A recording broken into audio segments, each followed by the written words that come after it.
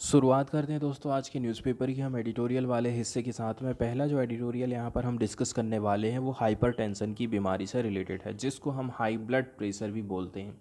जैसे कि नाम से ही क्लियर हो गया है कि इसमें खून जो है हमारी धमनियों में बहुत ज़्यादा प्रेशर डालने लग जाता है। ऐसी स्थिति जिसमें ब्लड धमनी की दीवारों पर बहुत ज़्यादा प्रेशर बनाना चालू कर देता है।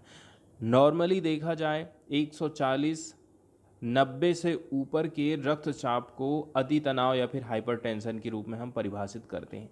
अगर दबाव 180 120 से ऊपर हो जाए तो इसको घातक माना जाता है। हाई ब्लड प्रेशर का कोई निश्चित लक्षण नहीं होता है। समय के साथ यदि इसका इलाज नहीं करेंगे तो इससे स्वास्थ्य संबंधी कठिनाइयाँ आती हैं, जैसे कि हृदय रोग हो जाएगा, हार्ट अटैक आ जाएगा, स्ट्रोक आ जाएगा। आपको सलाह दी जाती है कि आपको नमक कम खाना है, इसके साथ साथ में व्यायाम करना है और दवाएं लेने से हाई ब्लड प्रेशर को हम कम कर सकते हैं। और पार्टिकुलरली यहाँ पर जो चर्चा करी जाएगी वो हाई ब्लड प्रेशर में नमक के कंज्यूमन को लेट करके भी बताया जाता है कि जो लोग ज़्यादा नमक कंज्यूम करते हैं, ज़्यादा नमक खाते हैं, उनमें हाइपरटेंशन ज़्यादा हमको देखने को मिलता है। India must get more people to keep blood pressure under control. तो इंडिया को ज़रूरत है कि ज़्यादा से ज़्यादा लोगों का जो ब्लड प्रेशर है वो उसको कंट्रोल में रखने की कोशिश करें। सबसे पहले हाइपरटेंशन के बारे में। हाइपरटेंशन के अंतर्गत शरीर की जो आर्टरीज होती हैं जिसको हम धमनी बोलते हैं, इनके द्वारा शरीर की प्रमुख रक्त वाहिकाओं की दीवारों पर परिसंचारी रक्त द्वारा लगाया जाने वाला फोर्स होता है, प्रेशर होता है। परिसंचारी रक्त हम किसको बोल रहे हैं? जो हमारी बॉडी में सर्कुलेट हो रहा है। तो सर्कुलेटेड होने वाले रक्त के द्वारा उसके जो ब्लड वेसल्स रहते हैं वो जितना प्रेशर हमारी नाली में डाल रहे हैं, जिसको हम आर्टरी या फिर धमनी बोल रहे हैं। हाइपरटेंशन की स्थिति जब होती है जब रक्तचाप बहुत ज़्यादा हो जाता है, तो इसका जो लेवल होता है 140 mmHg से अधिक या फिर उसके बराबर यदि हो गया प्रेशर तो समझ लीजिए हाइपरटेंशन है। या फिर संकुचन रक्तदाब 90 mmHg से अधिक या फिर उसके बराबर हो जाए, और रक्तदाब को कम करने के लिए एंटी हाइपरसेंटिव दवा लेने के रूप में इसको हम परिभाषित करते हैं।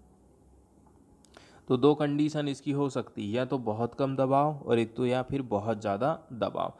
हाल फिलहाल में WHO की तरफ से एक हाइपरटेंशन के ऊपर रिपोर्ट रिलीज़ की गई है। इसके बारे में बताया जाता है कि पूरे विश्व भर में हाइपरटेंशन की बीमारी हर 3 में से 1 व्यक्ति को प्रभावित कर रही है। हर 5 में से 4 व्यक्ति ऐसे हैं जिनको कह सकते हैं कि इनका जो ब्लड प्रेशर है वो कंट्रोल में नहीं है। According to the first World Health Organization report on hypertension release की गई थी 19 सितंबर 2023 को। ये काफ़ी दुखद वाली बात है कि जो कंट्रीज़ हैं ना वो बहुत कम प्रयास कर रहे हैं इस रिस्क फैक्टर को कम करने के लिए, जिसके चलते चलते डेथ हो रही है, डिसेबिलिटी आ जा रही है। एक्सपेंसिव मेडिसिन सिस्टम है, इसके बावजूद भी हम इस बीमारी को कंट्रोल नहीं कर पा रहे हैं। अनकंट्रोल्ड ब्लड प्रेशर मतलब 140 ज़्यादा से ज़्यादा, इससे ज़्यादा हो जाए या इसके बराबर हो जाए प्रेशर, और एक लिमिट दी गई है 90 की, ये मेन रिस्क फैक्टर माना जाता है। इसके चलते चलते हमको कार्डियोवास्कुलर डिसीज़ हो जाते हैं, हृदय संबंधी रोग जैसे कि हार्ट अटैक हो गया, स्ट्रोक की बीमारी हो गई। Most common cause of disease and death, इनके चलते चलते आपको डिसीज़ और डेथ दोनों देखने को मिल जाती हैं। क्लिनिकल हाइपरटेंशन की यदि हम बात करें तो ये काफ़ी इंपॉर्टेंट हो जाता है कि हम ये नोट करें हेल्थ रिस्क जो कि एसोसिएटेड है हाइपरटेंशन के साथ में। Do not begin eight over 140/90। Instead they operate in A continuum even below what is classified as clinical hypertension, especially in people who are diabetic, are obese and those consume tobacco and alcohol। Particularly ये जो time limit set करी गई है, इस limit के पहले भी आपको कुछ कुछ इसका असर देखने को मिल जाएगा। स्पेशली कौन लोग? जो कि डायबिटिक हैं, ओबेस हैं, या फिर कंटिन्यू टोबैको या फिर अल्कोहल का इस्तेमाल कर रहे हैं। इसलिए हम कहते हैं कि ये जो रिपोर्ट आई है हाइपरटेंशन के लेवल के ऊपर in the population under estimate the cumulative risk of high blood pressure, लेकिन ये सामूहिक रूप से जो क्यूमुलेटिव रिस्क है हाई ब्लड प्रेशर का उसको अंडर एस्टिमेट करके बता रही है। भारत की बात करें तो WHO की रिपोर्ट जो कि रिलाय करती है 2019 के डेटा के ऊपर, इसमें कहा गया है कि 188 मिलियन इंडियन जिनकी एज है 30 से लेकर के 79 ईयर्स, इनको हाइपरटेंशन की बीमारी है। कितने लोगों को? 188 मिलियन लोगों को। इनमें से कहा जा रहा है condition has been diagnosed only 37%। हम केवल पता लगा पा रहे हैं, डायग्नोस कर पा रहे हैं 37% को, 30% लोगों को। 30% का हम क्या कर पाए हैं? डायग्नोस कर पाए हैं। और 30% ऐसे हैं जिनको हम ट्रीट किए हैं एंड मेयर्ज, और ये कहना चाहिए बहुत ही कम संख्या में हम इसका उद्धार कर पाए हैं या फिर इलाज कर पाए हैं। 15% लोग ऐसे थे जिनका हाइपरटेंशन जो है कंट्रोल में था। वहीं महिलाओं की यदि हम बात करें हाइपरटेंशन से रिलेटेड, तो बताया जा रहा है महिलाएं जो है मार्जिनली बेटर हैं पुरुषों की अपेक्षा में, चाहे उनका डायग्नोस्टिक्स हो, चाहे उनका ट्रीटमेंट हो, चाहे उनका कंट्रोल रहे हाइपरटेंशन का। फरवरी 2022 की एक स्टडी आई है जिसमें हम जो डाटा ले रहे हैं वो स्केची डाटा ले रहे हैं अलग अलग पार्ट्स हैं इंडिया के। इसमें बताया जा रहा है कि stroke incident was found to be 108 से लेकर के 172 पर 1 लाख पीपल पर ईयर। एक साल में हर 1 लाख में से 108 से 172 लोग स्ट्रोक का शिकार हो रहे हैं या फिर स्ट्रोक के इंसिडेंट उनके ऊपर आ रहे हैं। 1 मंथ केस फैटेलिटी रेट की बात करें तो ये 18 से 42% था एज पर फरवरी 2022 स्टडी। Global burden of disease report 2019 में आई थी। इसमें कहा गया है कि हार्ट अटैक लीडिंग काज माना जा रहा है डेथ एंड डिसेबिलिटी का इंडिया में। अब यदि बीमारी इस प्रकार से फैल रही है तो उसका क्या क्या रीज़न हो सकता है, तो बताया जा रहा है कि देखिए, नमक यदि आप बहुत ज़्यादा कंजप्शन करते हैं ओवर 5 ग्राम ए डे, 5 ग्राम ही आपको यूज़ करना है एक दिन में, ये रिस्पॉन्सिबल माना जा रहा है 17 से लेकर के 30% हाइपरटेंशन के लिए। While member state are required to achieve 30% relative reduction in mean population intake of salt by 2025। ऐसा कहा जा रहा है कि आने वाले 2025 तक नमक का जो कंजप्शन है, नमक का जो यूज़ है, उसको हमको 30% कम करने की ज़रूरत है। India is yet to implement many component of WHO's prescription to cut down salt intake. इसके अलावा इंडिया प्रयास कर रहे हैं कि WHO की तरफ से जो प्रिस्क्रिप्शन दिए जाते हैं कि नमक को आप इतना यूज़ करना है, कितना यूज़ नहीं करना है, तो इसके ऊपर हम काम कर रहे हैं। एक स्टडी है, इसमें 4 इंडियन स्टेट शामिल किए गए थे। इसको 2021 में पब्लिश किया गया था। इसमें बताया जाता है कि यहाँ पर जो है high salt and sugar content है पैकेज्ड फूड आइटम में। बहुत सारा चिप्स खाते हैं, कुरकुरे खाते हैं, दुनिया भर की चीज़ें जो भी आप खा रहे हैं उसमें ये पता चला है कि यहाँ पर साल्ट हाई है, शुगर हाई है। इसका मतलब ये हो गया इंडिया को ज़रूरत है कि वो है लेबलिंग बना के रखें न्यूट्रिशन के मामले में कि कितना % न्यूट्रिशन इसमें होना चाहिए, कार्बोहाइड्रेट कितना हो, वसा कितना हो। इसके अलावा आपको जो है रिफॉर्मुलेशन करने की ज़रूरत है फूड्स के मामले में। आप जो है कट डाउन करिए साल्ट को। And raising awareness in the people to reduce salt intake should be urgently undertaken. लोगों में हमें अवेयरनेस फैलाने की ज़रूरत है कि आप कम से कम नमक लेना चालू कर दीजिए। सरकार की तरफ से IHCI प्रोग्राम चलाया गया था, हाइपरटेंशन कंट्रोल इनिशिएटिव जिसको कहा जाता है। तो इंडिया ने काफ़ी अच्छा काम किया है ब्लड प्रेशर कंट्रोल के इम्प्रूवमेंट को लेकर के with hypertension people through the Naval Indian hypertension control initiative. इसके लिए सरकार ने ये स्कीम चालू करी है। इसको लॉन्च किया गया था 2018 में। IHCI has successfully enrolled 5.8 million hypertension patient. यहाँ पर बहुत सारे पेशेंट हैं, जैसे कि 5.5 मिलियन पेशेंट इसमें रजिस्टर्ड हुए हैं और इनका ट्रीटमेंट किया जाएगा 27 स्टेट में एज ऑफ जून 2023 में। इम्पॉर्टेंटली कहा जा रहा है कि 48% of patient enrol at primary health centre, primary health centre में 48% लोग अपने आप को रजिस्टर कराए हैं। एंड 55% जो हेल्थ वेलनेस सेंटर बनाए गए हैं इन्होंने अचीव कर लिया है ब्लड प्रेशर कंट्रोल को मार्च 2021 में ही।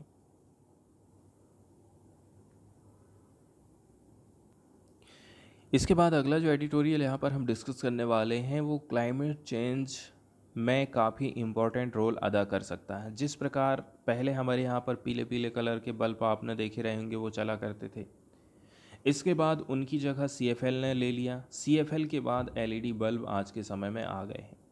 अब लाइट के मामले में तो इंडिया ने काफ़ी अच्छा काम किया है, लोगों को जागरूक किया कि यदि आप इनका यूज़ करेंगे तो कम बिजली की खपत होगी, उनसे ये कहीं सस्ता पड़ता है, बिजली का बिल भी बचाएगा, सस्ता भी पड़ेगा, ज़्यादा लंबा भी चलेगा। ऐसे करके लोगों में जब जागरूकता आई तो आज के समय में आप देखेंगे ज़्यादातर LED बल्ब ही चल रहे हैं। CFL भी कभी काम ख़त्म हो गया है, अब चल रहे हैं LED बल्ब। इसी प्रकार की क्रांति क्या हम जो है हमारे घरों में जो यूज़ होने वाले पंखे हैं उसके लिए कर सकते हैं?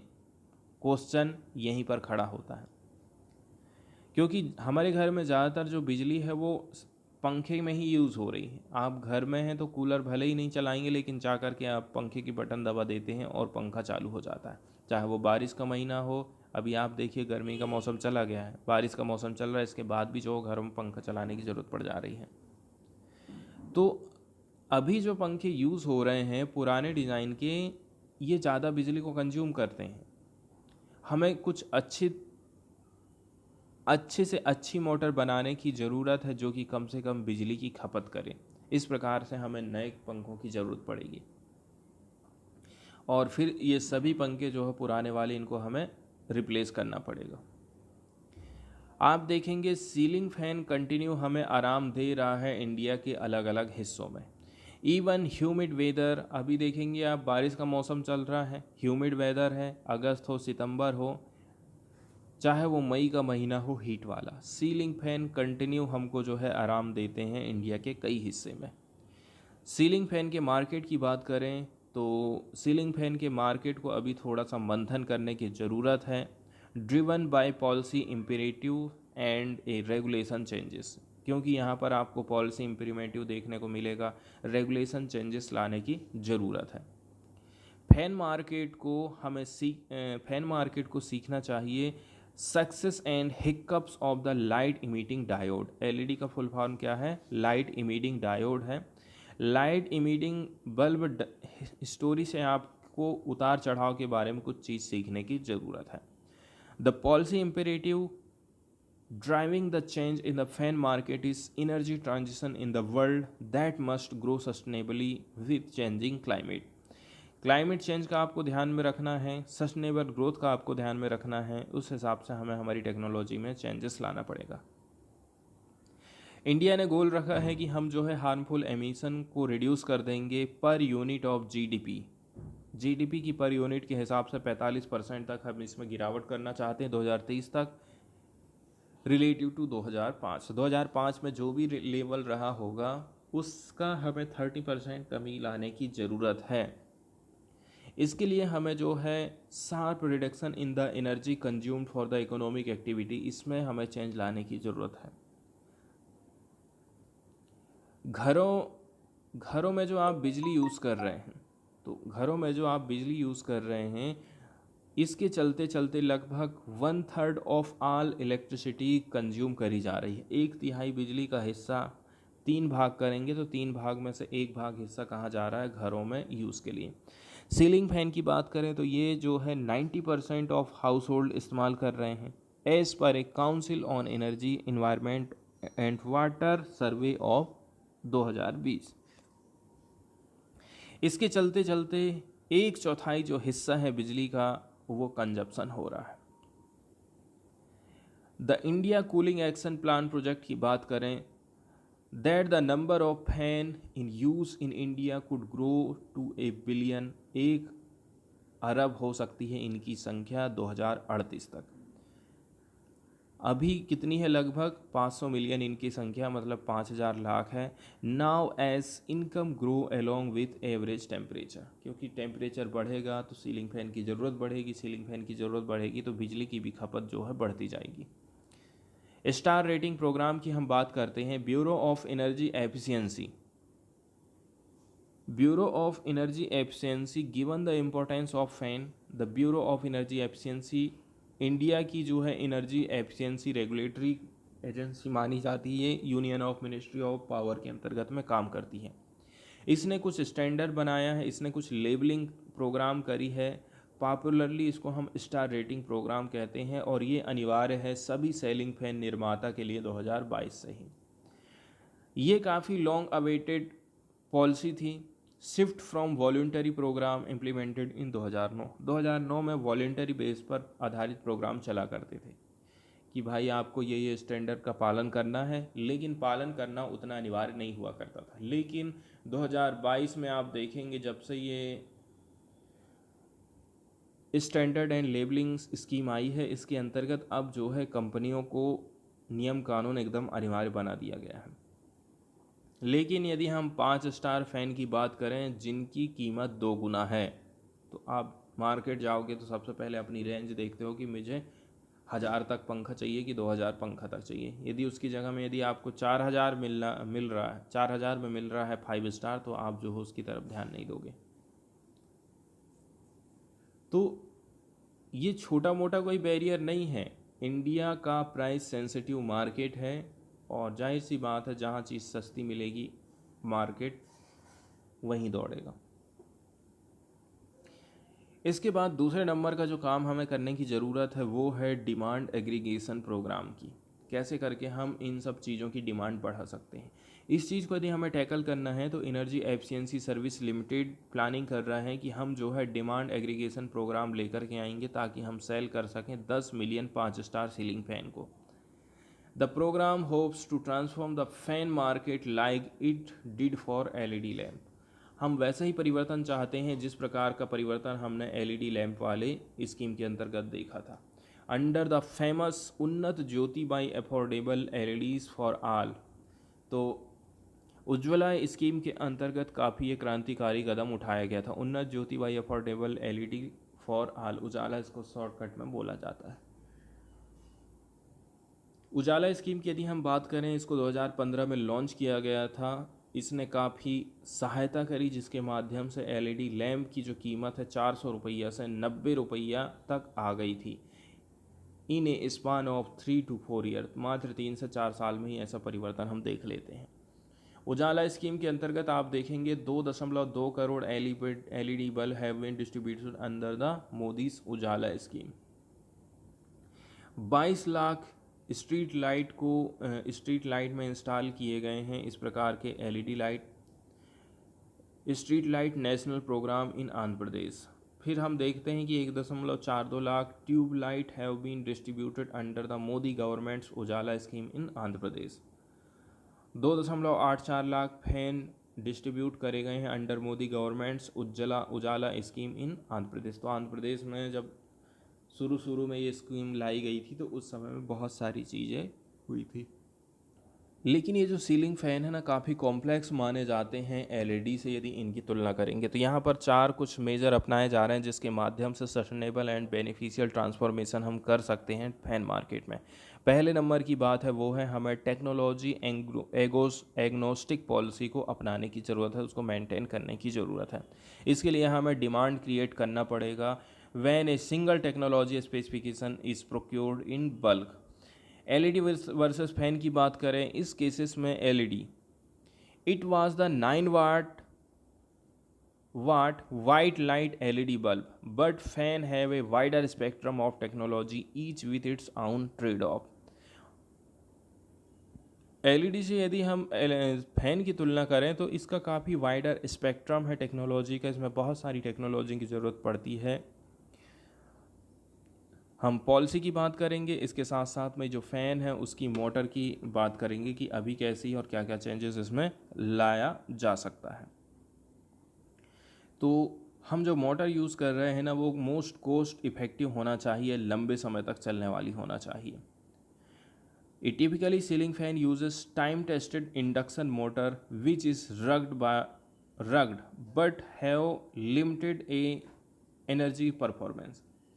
मोटर इसकी देखने में तो काफ़ी मजबूत लगती है, लेकिन आप देखेंगे एनर्जी का जो परफॉर्मेंस है इसका लिमिटेड है।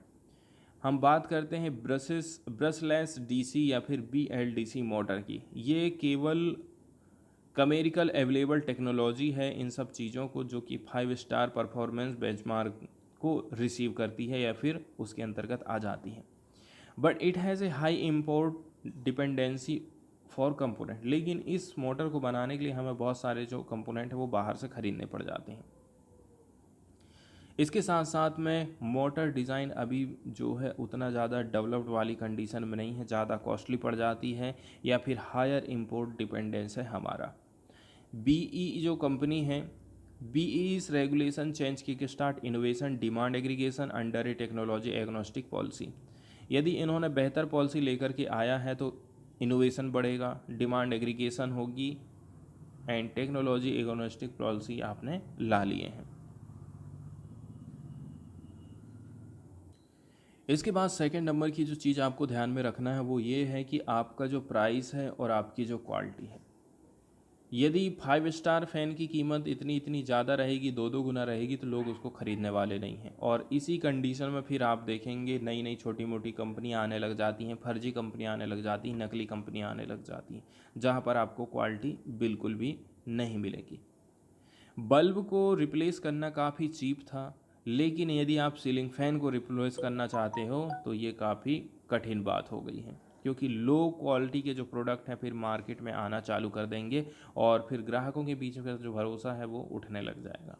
कहेंगे कि हम जो है अब पुरानी टेक्नोलॉजी में चलेंगे, हमको ये सब नहीं चाहिए।